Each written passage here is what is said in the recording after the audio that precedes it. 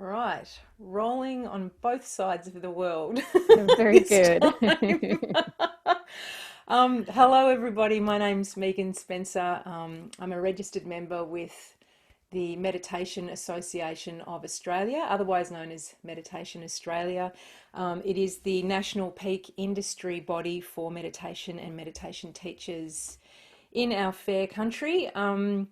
This is a series of conversations that Meditation Australia has decided to bring to you to remain connected and inspired during this particular time, where we listen to good people doing good and wonderful and excellent, inspiring things in the world of meditation and meditation teaching. Today, it's my great pleasure, I have to say, to speak to Kristy Arbon. Her teaching platform is called Heartworks. Hello, Kristy.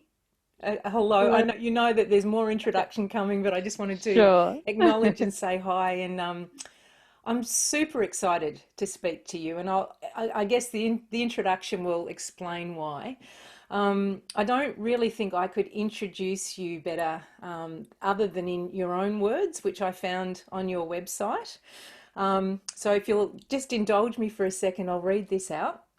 So Kristy says, I'm an Australian born farm girl, now living in the US with my dear American husband. I studied psychology, philosophy, social work, and fitness leadership, and I worked in a number of jobs in Australia, from coaching team members in a government department, and this is my favourite bit, to picking vegetables on an organic farm before emigrating from my home country to the States with my beau. I have always been interested in spirituality, personal growth, physical health and fitness, and an ongoing exploration of my inner and outer world. I first attempted meditation 25 years ago and have been returning to that still place ever since. So, Kristy, over this time, you found what you delightfully call your invisible thread of purpose that tugged at your heart. You were living at and managing the Barre Center for Buddhist Studies in Massachusetts. You've become a certified mindful self-compassion teacher, and you have done a lot to help support and grow the foundations of that program in the States. You've become a pioneer, I call you a pioneer, in the growing sector of somatic self-compassion, and more recently in trauma-sensitive mindfulness, working with leaders in the field such as David Treleaven. And above all, and I've experienced this firsthand as a former student of yours, bringing this perspective to contemplative teachers and health professionals, yourself as a teacher and as a teacher trainer. So you say these three areas are your passions: trauma sensitive mindfulness, somatic self-compassion, and mindful self-compassion. So I'd like to invite you now to maybe pick one for us to start with and to talk about, if that's okay with you. And yeah, Yeah. over to you, Kristy. Okay. So that's a broad sweep. It's Church. a big question. Yeah. Well, maybe I'll talk about somatic self-compassion, partly because, well, it's informed by the other two, and it's my baby, basically. It's a program that I created. So somatic self-compassion has just turned 3 years old. She's a little toddler, and I created this program. It's basically another number of weeks long program designed to offer skills of resiliency, basically, specifically in the area of somatic understanding, body awareness, and self-compassion. So bringing together body awareness and self-compassion. And so I teach this program online. Everything's online at the moment, but I've been teaching it online for quite a while. I've done a few retreats as well. And nearly finished. I'm working on a book right now, a workbook for this program. And my hope when I created it was to really bring in the body awareness piece, because I recognize that the skill of what some of us refer to as interoception, which is our awareness of our internal body experience. As mindfulness teachers, we can't necessarily assume that people will actually know what's going on inside their body, or that it's even safe for them to connect in with their body. This is where some of the trauma-informed or trauma-sensitive material comes in.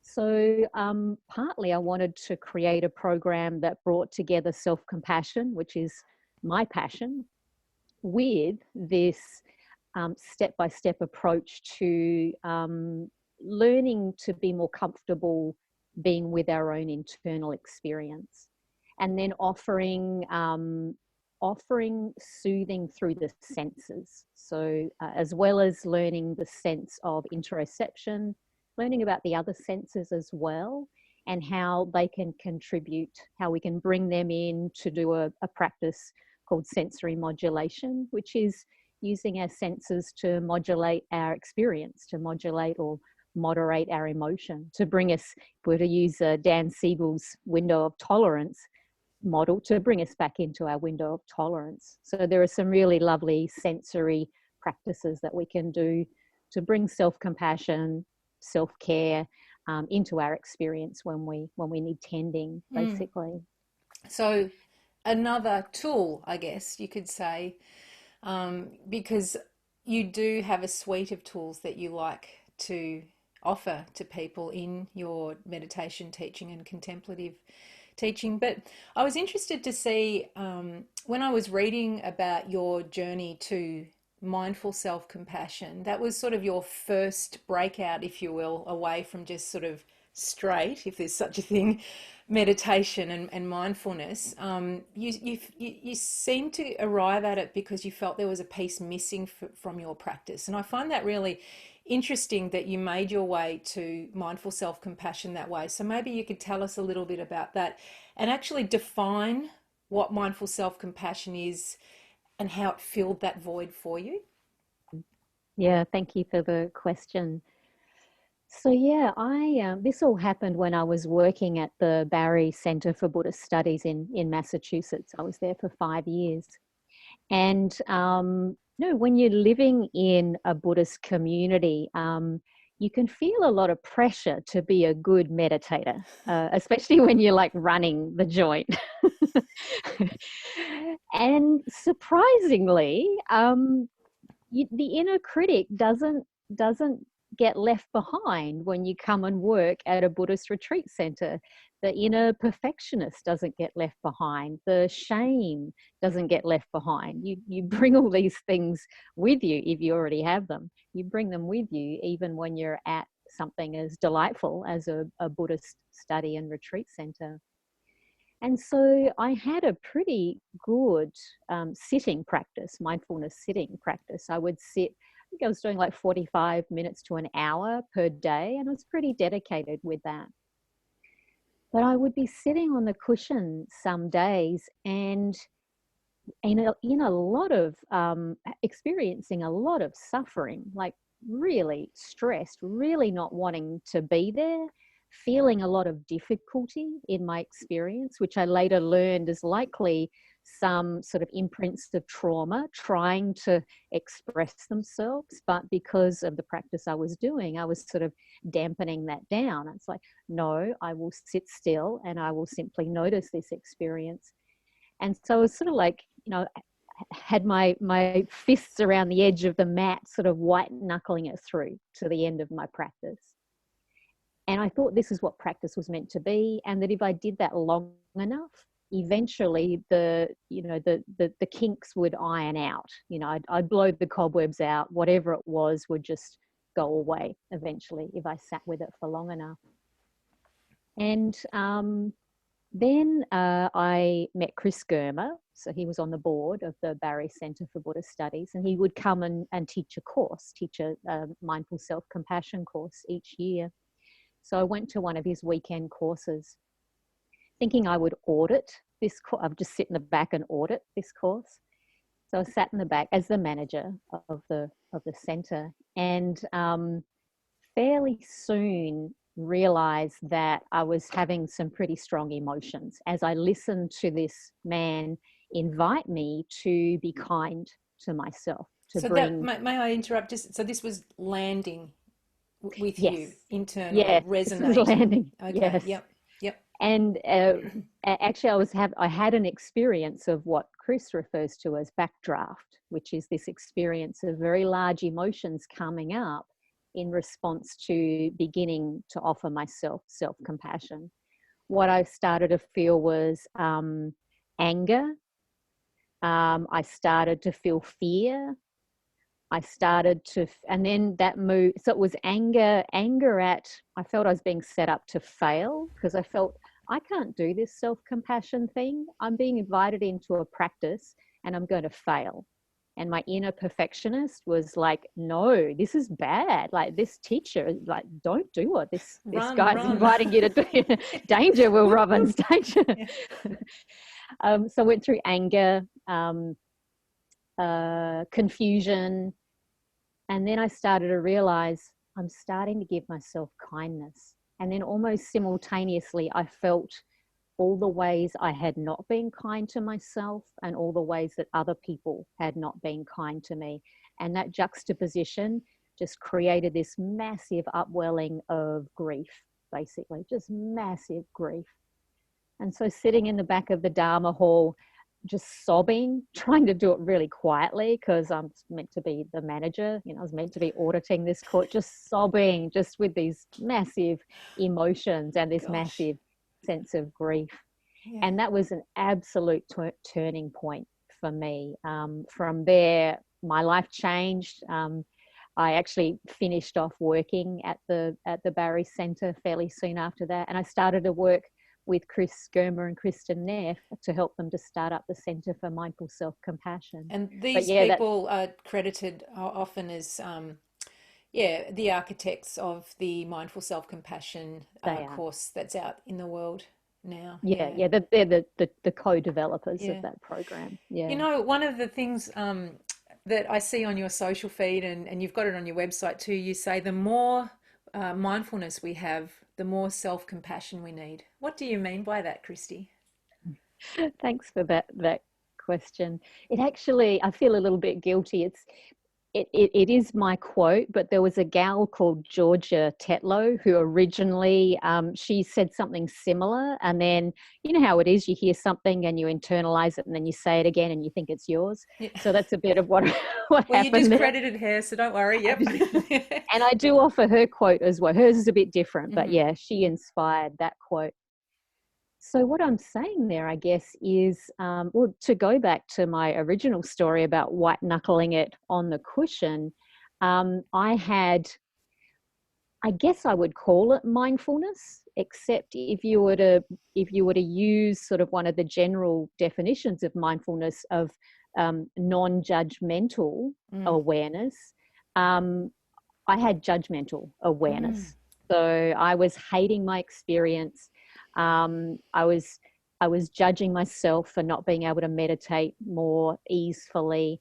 So I had, so in that situation, what I needed in order to actually stay with my experience in a way that helped me to keep myself company and actually learn from what was happening was I needed self-compassion, because self-compassion would have given me the tools to let myself know that I was okay, to bring in some kindness, to release some of the struggling, to validate some of my stress.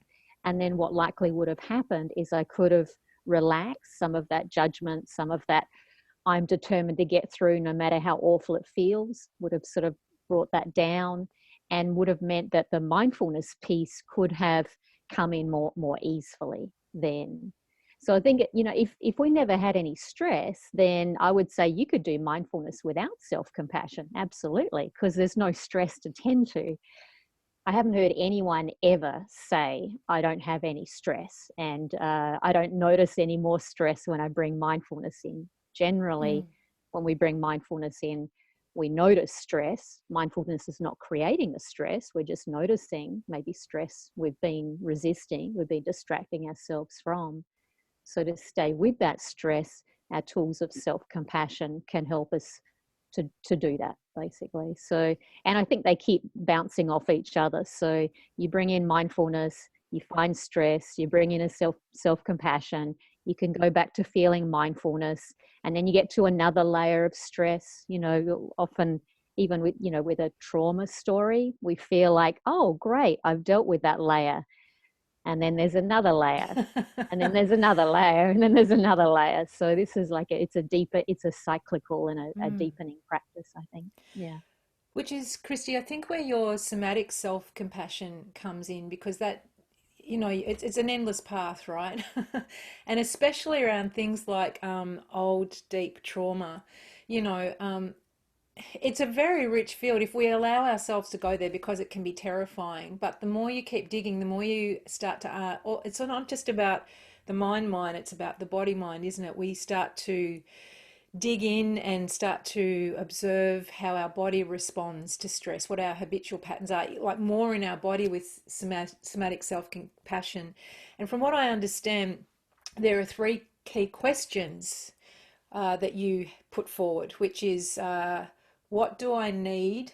What do I feel, and what can I do? They're the three questions of your somatic self-compassion program.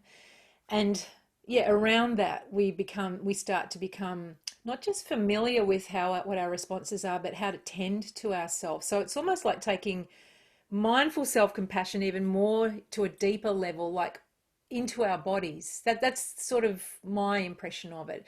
Would you speak to that as a teacher of it? Yeah, sure. Thank you. I thank you so much for looking up the program and those three questions. We call them the touchstone questions. These are questions, they're sort of like gauges. We can check in with these three questions, and they help us to identify the next step, basically. So the first one, what do I feel? That a big part of that is the interoception piece, the body awareness piece.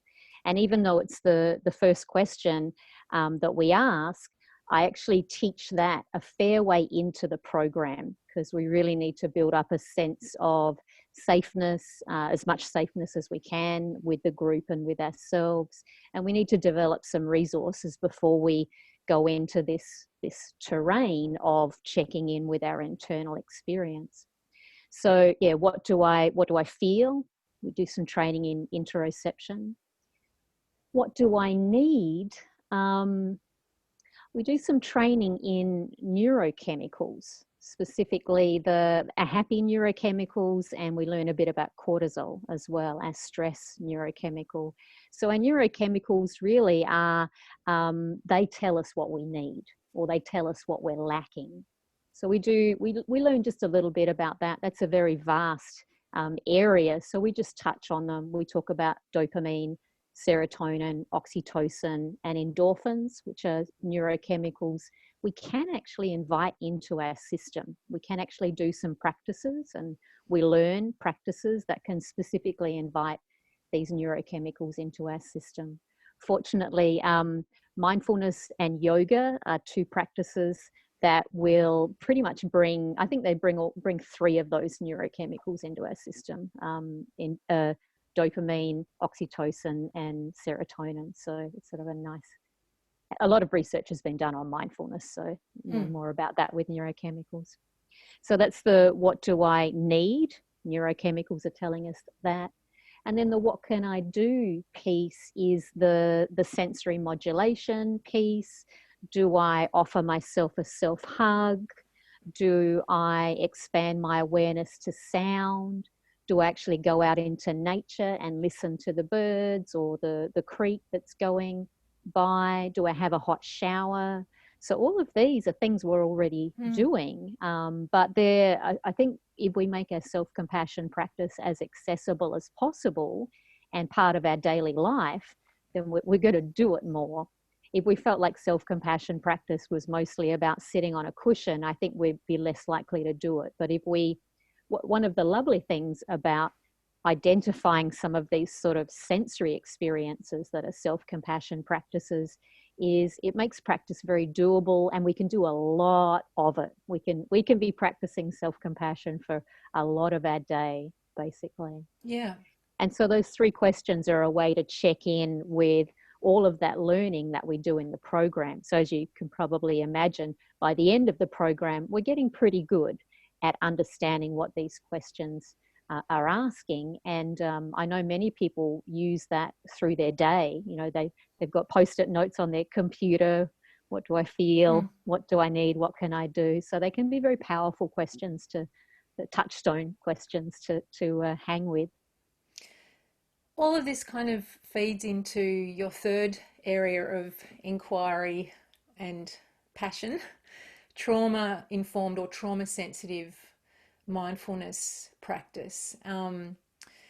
You're starting to teach more and more around this, and also you've done quite a lot of study with it yourself and professional development. And one of the interesting things I found, having done one of your courses, trauma informed contemplative teaching for contemplative teachers too, is that you make the point that it's not just about meditation. There are other things that you can offer people as a teacher, so they can meditate well, in a sense, or so they can actually, it drills down to self-care. It's about teaching people how to not just be still, but be still in different ways, or look after themselves. That's a big part of teaching meditation. And the thing that was key for me was around trauma-informed work is offering people choice. And I've noticed, you know, like towards the end of last year, actually, if we rewind prior pandemic, towards the end of last year, start of this year, I started to notice a lot of trauma-informed courses being offered online around the Australian bushfires. And then, of course, with the COVID-19 pandemic, it's really quite burgeoned and you know, it's everywhere you look. So I'm just curious if you could maybe just talk around what trauma-informed mindfulness programs, what they are, and why you think they might be of particular service now, or maybe if they've always been of particular service. We're just starting to realize this point. Yeah, thanks for that question, Megan. And I feel like I want to honour the work of David Treleaven in this. He wrote the book Trauma Sensitive Mindfulness. He's my main teacher in this area. And you hit the nail on the head when you said it's about choice. That's a huge piece to it. And it always was about choice. I think it's just that we didn't recognize how we as mindfulness teachers and even as self-compassion teachers, how we were inadvertently affecting people, triggering their trauma without knowing that we were doing it, and without them knowing that that's what was happening either. Like, it's quite likely that me white knuckling it through was me being affected by my trauma and not knowing it, and imposing these expectations on myself. So what a trauma-informed approach does is it recognizes the trauma story that we quite possibly come to practice with. And basically what I do is I assume that most, if not all, of the people in my group have trauma in their story, basically. My very rough statistics suggest that 90% of the people who come to my programs have trauma in their story, meaning they had an experience that was so overwhelming that they felt helpless, that they didn't have the resources to take care of themselves, that they feared for their life. This is sort of what trauma is. And if you think about it, I think all of us have had one of those kinds of experiences, and we've recovered to one extent or another. Sometimes we fully recover. It's like we fully integrate that experience and we move on and we learn, and it's okay. For some of us, we haven't been able to integrate that experience. It was such a large experience, or it went on for such a prolonged period of time, and we were never resourced. We weren't taken care of, we weren't validated in our experience, and so it's still there as a wound waiting to be tended to. And so, yeah, this is nothing new. You know, as long as humans have been alive, we've had trauma. I think we're just starting to recognize it and be more aware of it now. And knowing how valuable contemplative practices can be, and in service of accessibility and equality of people accessing this material. We want to tend to people's trauma stories. We don't want people with a trauma story to feel like they don't belong. I mean, I have a trauma story, and I have certainly had experiences of feeling like I don't belong in a mindfulness group.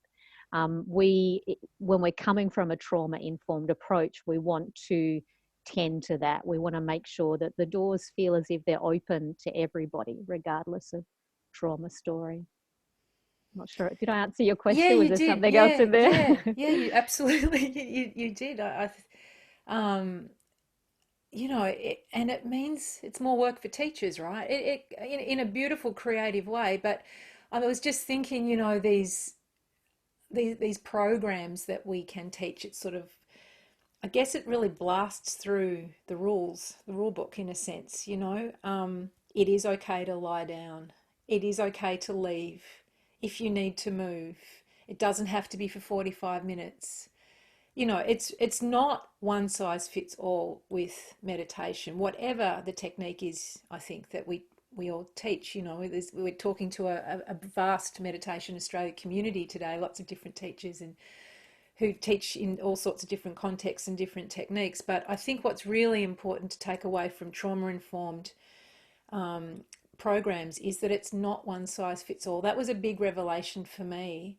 And actually digging much deeper into empathy and compassion too. So for the people who walk in, no assumptions, and we do this, right? I love it when Ram Dass, one of his quotes was like, if you walked into a forest and you saw a whole bunch of trees, you wouldn't just judge all the trees, you would take them on face value. But we're not like that with humans, but we constantly go there with the survival bias, as you call it, or the negativity bias, or whatever it is. We judge.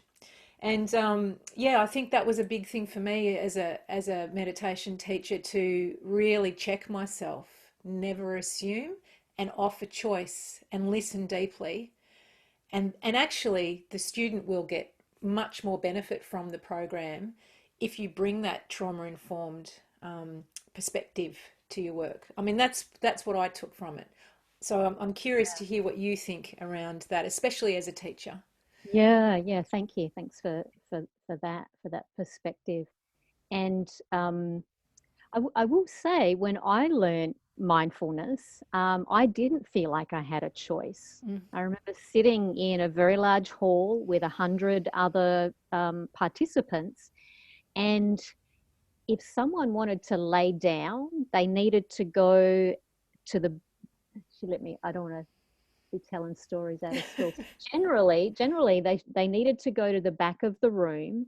It was considered a bit of an inconvenience because there needed to be an extra cushion for them so that they could lay down. It was seen as an anomaly. It's an anomaly if you need to lay down. That was just my experience. And that, as I said, that when you've got 100 people in a room, you have less flexibility. It's another piece that for me is really important, is the size of your group.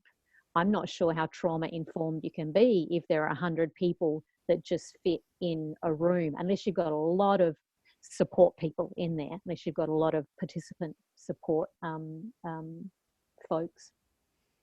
So actually, for me, group size is really important. So I try to have groups of 15 people or less, so that we have the flexibility, we have the space. If you need to lay down, that's something you can choose. And it's even more nuanced than that, I think, being trauma informed. What many of us are doing at the moment is we're offering our protocol instructions, like, here are the instructions, and if you can't do these, here's an adaptation. So that word adaptation, I think, is really important. I think to truly be trauma informed, we just get rid of that word adaptation and we just offer a number of choices at the start. So we're not saying, if you can't do it this way, here's a special way you can do it. We're saying, here are all the ways that you can do this. So you can choose, please choose to have your eyes opened or closed. Choose to sit, to stand, to lay down, to move if that's something that's available. Know that you can stop the practice at any time. Know that if you have your eyes closed, you can open them at any time. You can move at any time if that's what you need. So all of this is sort of front-loaded. These are front-loaded invitations that are part of the meditation, not alternatives. They're actually just baked into that meditation. And then through the meditation, to just as we would remind folks, if you notice your mind has wandered, then invite it back to the breath or whatever the anchor of awareness is. Keep reminding people, check in, you're invited to check in with your body. I use the word invited a lot in my practices. You're invited to check in with your body. Are you noticing any tension? Is there anything you could do right now to take care of yourself? Do you need to move? So lots of those sort of baked into the invitations as well for a practice. So it does take more work, you're right. But it's a beautiful mindfulness practice for the teacher. Like for me, and what I do is I check in with my own body. Okay, so what's happening for me right now? Did my mind just wander? Okay, so it's quite likely that someone's mind here has wandered. So that's my cue to invite, okay, if your mind has just wandered, know that there's nothing wrong with that. It's a very natural thing for the mind to do. And I even put in this piece where I say, if you choose, you might bring your awareness back to Wow. your the sensory experience. I know that's a little bit radical. And because I don't think, let's see if I can grab this, I don't think we need to tell people how to do their practice. I think we can guide them. We can let them know, hey, this is what practice can be. We would let people know that the rationale behind a practice is to support them, to anchor their awareness or whatever it is. I don't think that I need to say to somebody, well, you must come back and anchor your awareness now, because they know that. They know that's what the practice is. I think the choice, I think that it's much more invitational.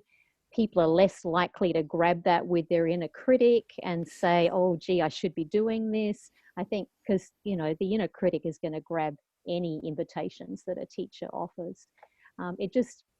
My feeling is that folks, they're still going to bring their awareness back to their anchor, but they've done it because they know they've had a choice. And it's not because I've told them they must do this, because trauma is about you must do this and you don't have a choice. Yeah. So I offer choice as much as possible.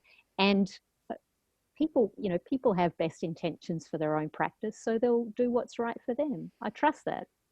It's very interesting. Yeah, I've realized a lot of my own responses have come out of deep triggers from when I was a child, trauma responses, And I think also what's key is this assumption that the breath is this sort of beautiful, lovely, anchor for us if we're teaching something like mindfulness meditation or any breath-based thing.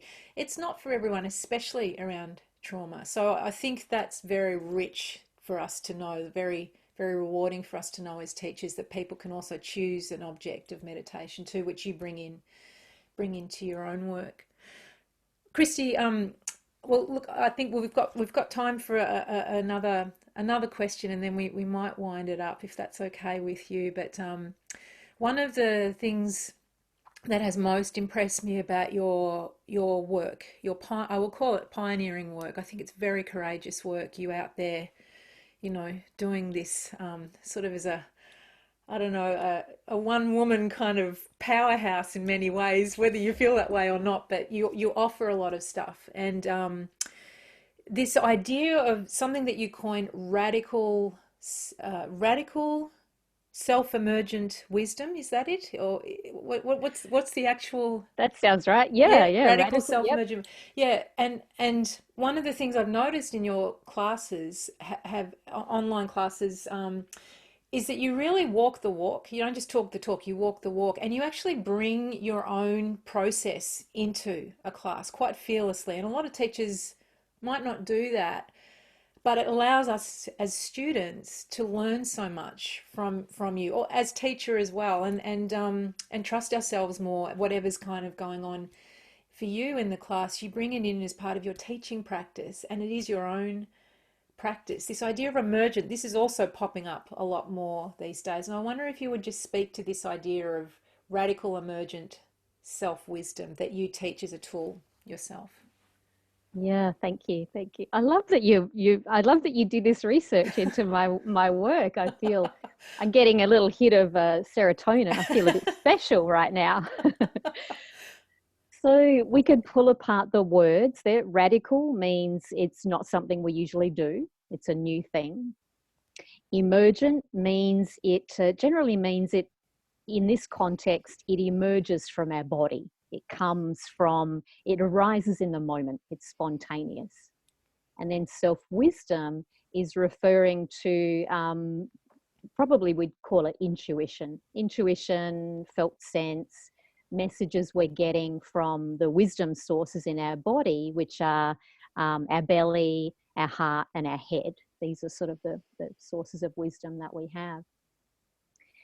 And so how that translates into my teaching, you're right, I'm very transparent about my process. This is another trauma-informed piece, because trauma is about a power imbalance, and it's about the person in power is not to be questioned.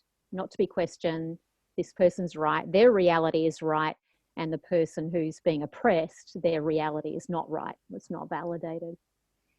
And so what I really want to do in my teaching is to balance up that power dynamic. I don't want for there to be a power imbalance at all. And just another piece around that, around shame, which is another part that I feel very passionate about. Thank you to Brené Brown for all of her work around shame. Shame is this feeling that I don't belong and I can't speak my truth, and I'm going to be kicked out if I speak my truth. And I feel like one of the very best ways to support people to speak their truth and to be authentic is for me to speak my truth and to be authentic.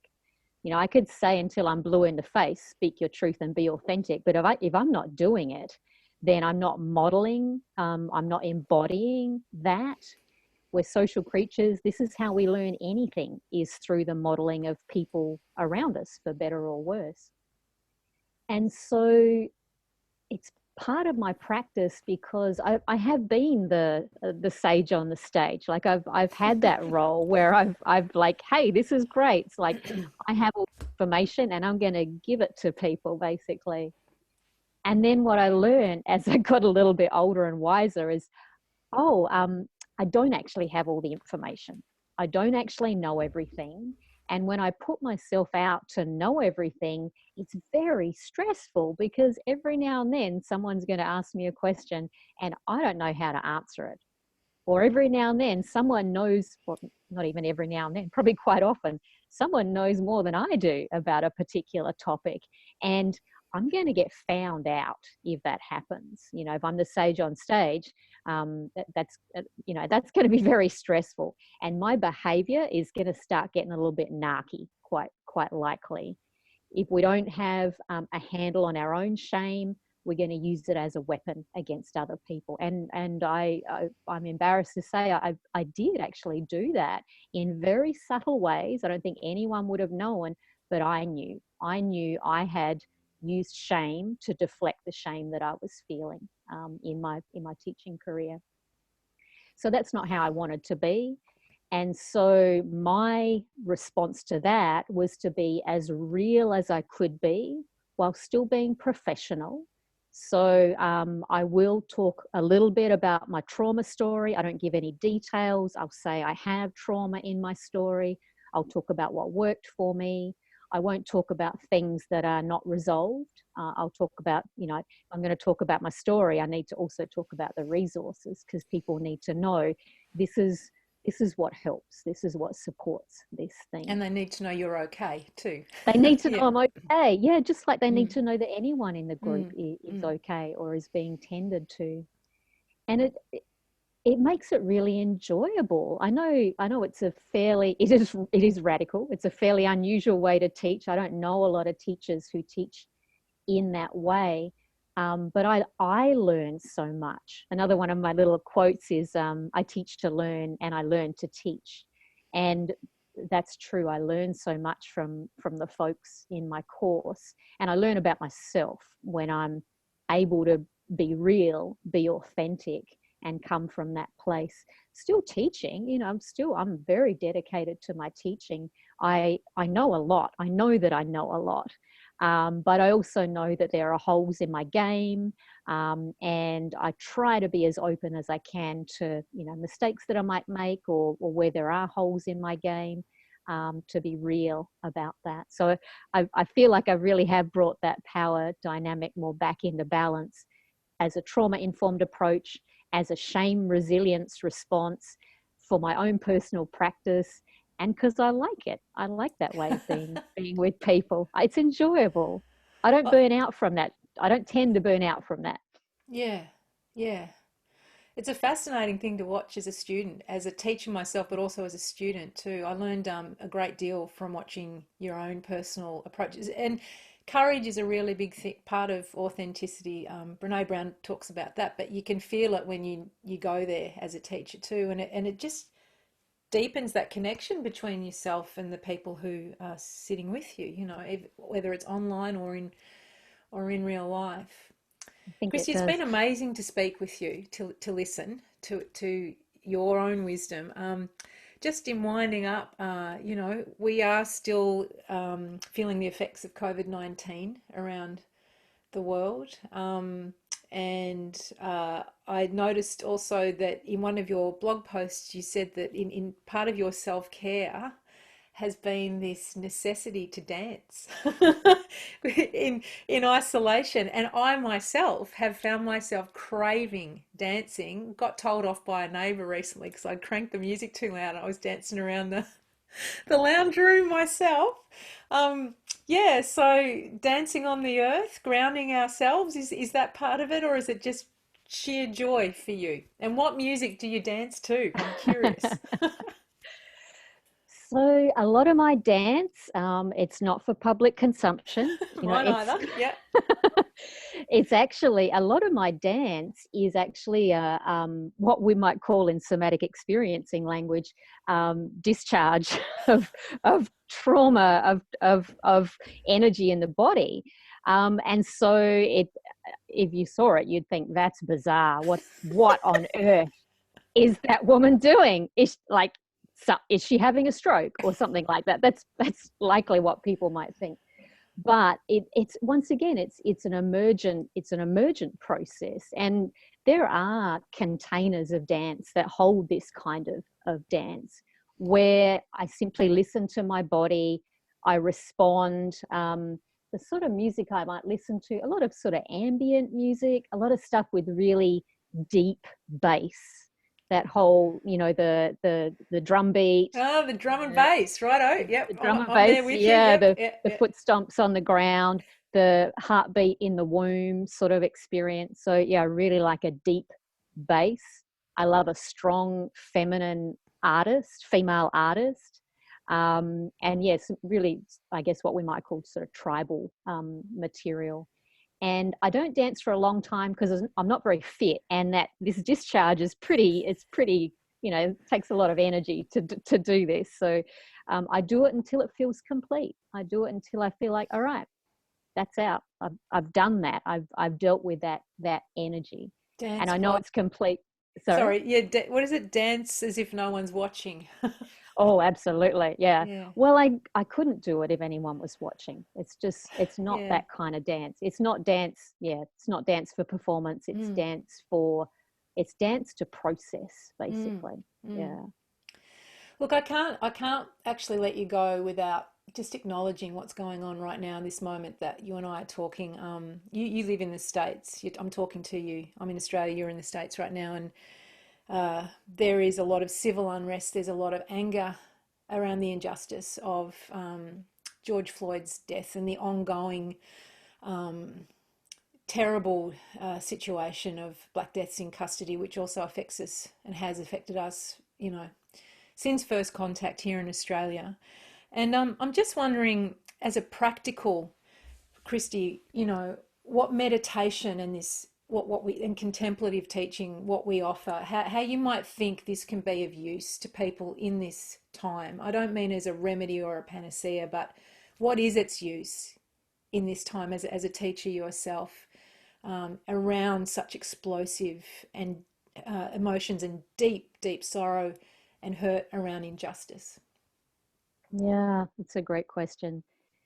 And I come from, part of my past was in activism and social justice in Australia, actually. Well, mindfulness helps to offer us some stability when there's chaos all around.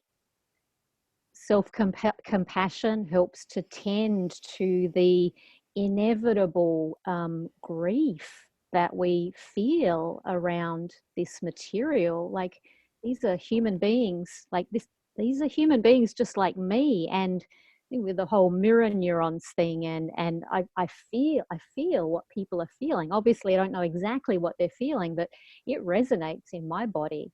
So self-compassion can help to tend to these mirroring emotions that we're feeling, including emotions of shame and criticism around things, feeling things like privilege and feeling unworthy.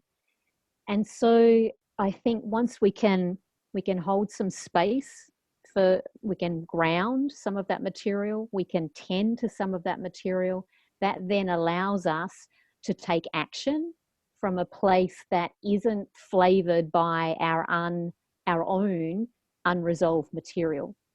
Because if we're not offering ourselves a safe haven, if we're not keeping ourselves company, it's possible that our actions might come from anger, from rage, which is uncontrollable anger, from unresolved material from the past. So we really need to do our own work first, give ourselves that stable base, and then make wise decisions about how we move out and tend to what's an act, basically, in whatever way works for us. And it's different for all of us. Our activism, our organizing, it's different, and to honor the differences there. And I'm not saying if we act from rage that that's wrong, because obviously rage, it needs somewhere to go. Like, you got to get that stuff out somehow. And it's also a kind of an appropriate response to a dreadful situation Oh too, isn't yeah, it? Yeah, absolutely. yeah, Yeah, yeah. yeah, And yeah. I think those of us who are mindfulness and self-compassion teachers here, and trauma-informed teachers as well, man, there's a massive, as you're mentioning the bushfires in Australia, massive need for trauma-informed mindfulness teachers and trauma-informed therapists at the moment. So, and they're burning out here. So once again, mindfulness and self-compassion for the providers Yeah. to keep up with what's happening. We're doing the best we can. It's a messy situation, And but our first responders too, with the pandemic absolutely, and yeah, all that. yeah, And let us not forget fierce compassion. Bless Jack Cornfield, yeah. the old activists. Um, and great teachers. Look, it's been terrific speaking with you. Thank you for your wisdom just now too around that question I asked you, and yeah, for giving us some insight into these very interesting areas that you teach in, Kristy: mindful self-compassion, somatic self-compassion, trauma-sensitive mindfulness programs. It's been really great to speak with you. Um, your website, if people want to find out more about your writing and events and things like that, what's the URL for that? Yeah, it's just KristyArbon.com. So Kristy Arbon, one word, .com, I'll make basically. sure I put that in the show notes with the video as well. And hopefully we'll see you back in Australia sooner rather than later, and we'll get the opportunity to hear you speak again. So thank you, Kristy, very much for being here. Thank you so Just much, Megan. Oh, you're very welcome. You're very welcome. And just to wind up, Yes, thank you for listening. I hope you've enjoyed it as much as I have, this conversation with Kristy Arbon. Meditation Australia is a member organisation, so if you're a teacher and you'd like to find out more about the benefits of joining this association, you can visit our website meditationaustralia.org.au, and if you're a meditator you can also find out where you can find a registered teacher on the website as well in a neighbourhood near you. Thank you very much for listening to Kristy's and my conversation today. My name is Megan Spencer and I look forward to speaking to you again next time. Thank you.